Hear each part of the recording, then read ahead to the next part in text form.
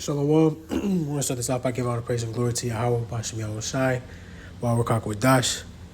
Double honor, salutations, peace, and blessings to the elect men, starting with the elder apostles and elder bishops of the Great Millstone Church, on down to the rest of you brothers and the brothers that I labor with, who all push forth the way the doctrine of Yahweh, Bashem Yahweh Shai, in all faith, truth, and sincerity, according to the true understanding of the scriptures. To all of you, I say Shalom. It's just a quick lesson, and it's just something I was just meditating on.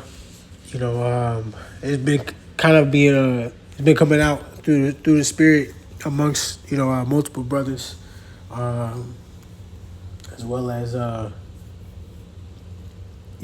brothers that I congregate with as well. Was kind of touching on it, but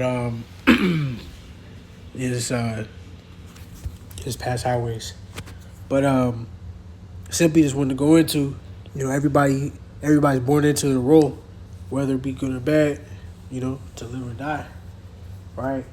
And I say that meaning whatever role it is that you play or you gonna play out to have the the specific end that you gonna have has already been ordained, and the Lord, he goes on to basically show that to be the case all throughout the scriptures, it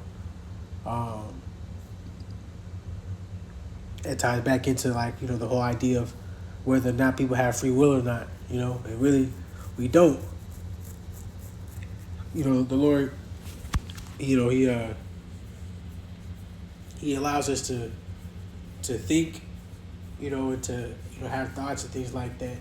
Basically prove ourselves, but everything's already ordained in regards to what was and what is and what will be, simply put.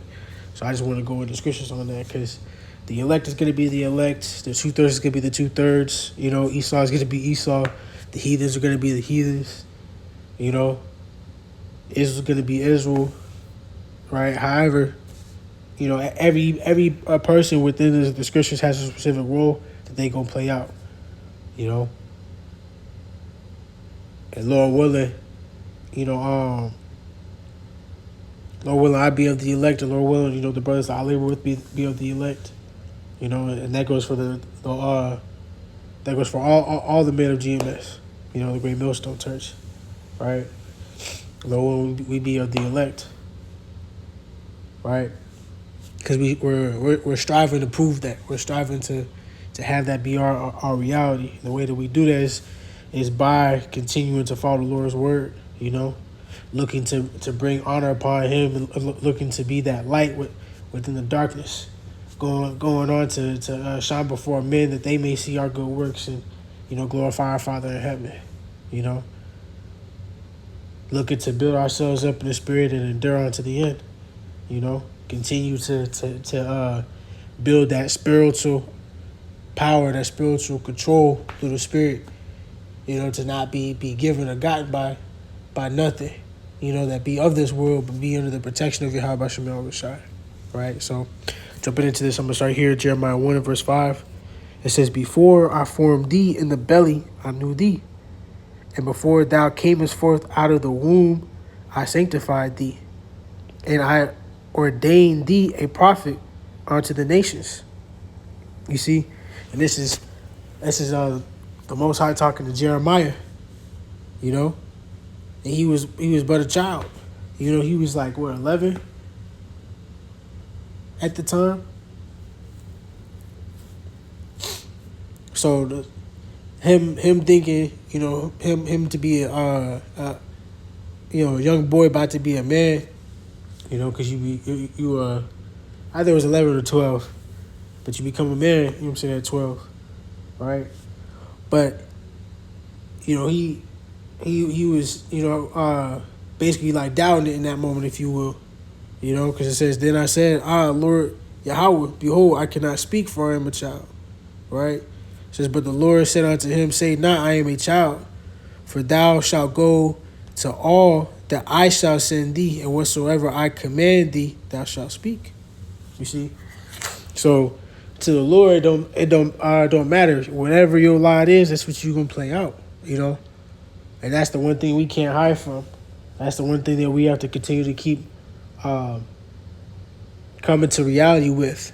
You know, you've been given this word, you've been given the wisdom and knowledge and understanding of the Lord's word. You know, we gotta continue to profess it. We gotta continue to perfect it. You know, in regards to our understanding. You know, you can never go far enough, but it's an everyday thing.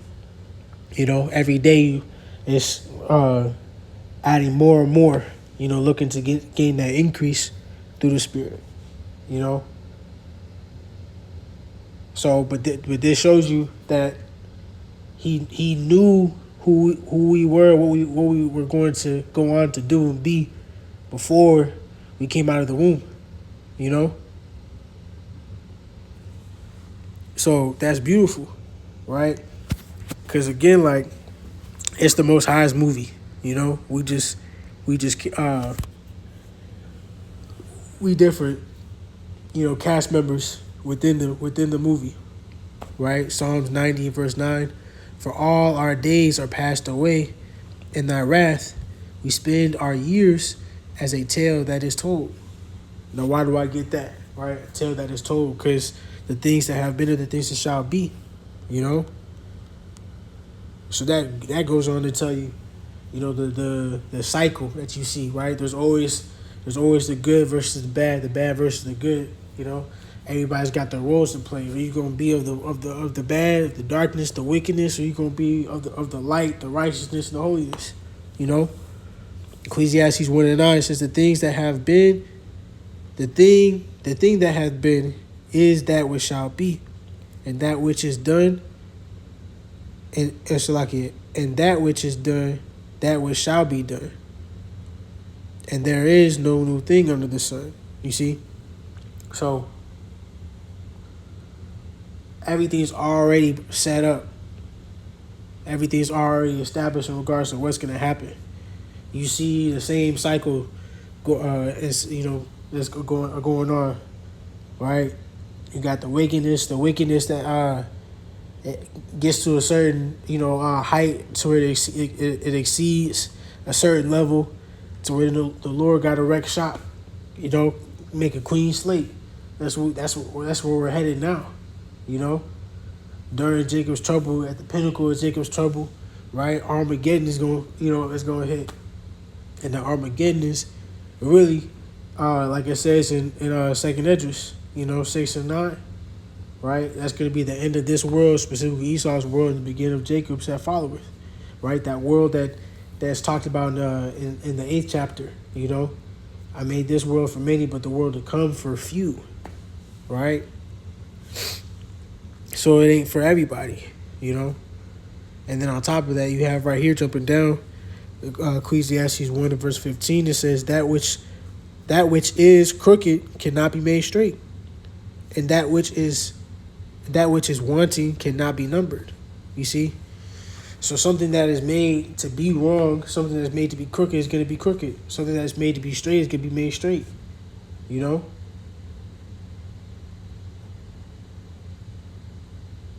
can't change that, what the Most High made to be, into something else. And that goes for yourself as well. But we are striving to prove that we are the righteous, the righteous of Israel, because it's talked about Israel being saved. It's talked about the elect of Israel being saved. That 1/3, the numeral multitude, they're going to be saved. The 2/3 is going to be destroyed of our people, right? Not all Israel is of Israel. Keeping that in mind. The Lord was always dealing with select few in comparison to the masses. The Lord, and Yahweh Bashim Yahushua, right? He deal with everybody, but not on the same level, not in the same way. Not everybody has the same judgment. Not everybody has the same reward. You know, if you will. Esau gonna be eradicated. You know, is the wicked of Israel, they gonna die, come back. You know, you got the elect that's gonna be risen, being given new bodies and being given the opportunity. You know what I'm saying, to be the first fruits to taste of eternal life, salvation, and the kingdom. The kingdom that is to come, right? Which is our heaven on earth. So we just striving to prove ourselves to be, you know what I'm saying, a part of those that get the reward. We're not looking to change that which is crooked to be something else. No, we looking to make sure that we straight. Making sure that those that be of the Lord, those that are looking to be of the Lord, right? Those that that the Lord is looking to have be a part of Him are straight. You know, the way we continue to do that is by pushing this word, right?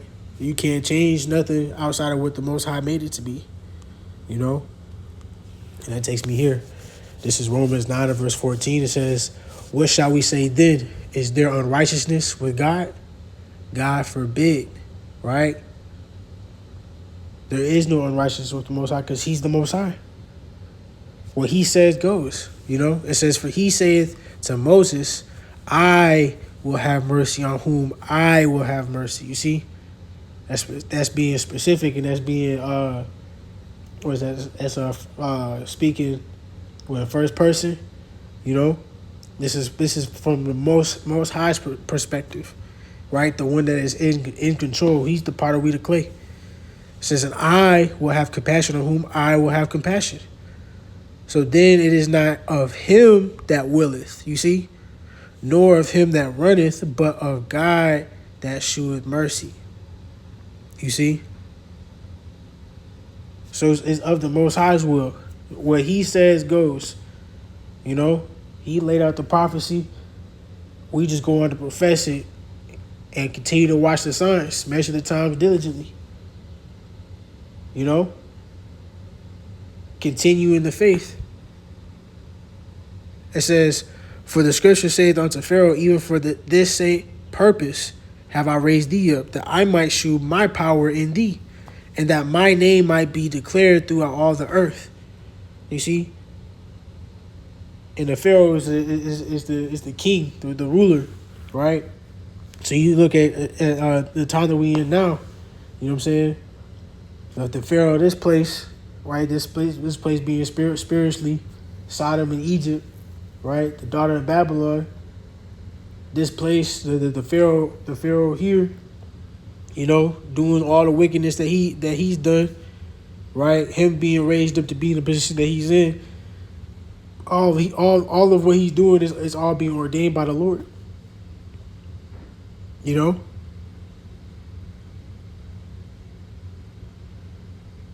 And jumping down, it says what? Romans 9 and verse 21, it says, have not the potter power over the clay of the same lump to make one vessel unto honor and another unto dishonor? It says, so Salaki, so that shows you the Most High, He's the one that makes one to be of honor and dishonor, one that He makes to be right versus wrong, one that he makes to be saved, to be one that's to be damned and to die. You know, it's all of the Lord. Everybody has their role to play, and everybody's been born into that role. You know, you just going out to live it. So that's pretty much the point. You know, that's really what I just wanted to go into real quick. You know, everybody's got their specific role to play. And Lord willing, we continue to play the role and live out that role of being the elect men of Yahweh Shem Shai. You know, And that goes for those of you that's watching, looking to get right, whether it be other brothers, right? Other sisters, the few sisters, that learn in silence, you know. But more specifically, you brothers, you that have wakened up or turned back and are continuing to be servants of Yahweh Shem Yahweh Shai. So, Lord willing, let's magnify with that. We give honor, praise, and glory to Yahweh, Bashem Yahweh Shai, Wahaba Kakwatash.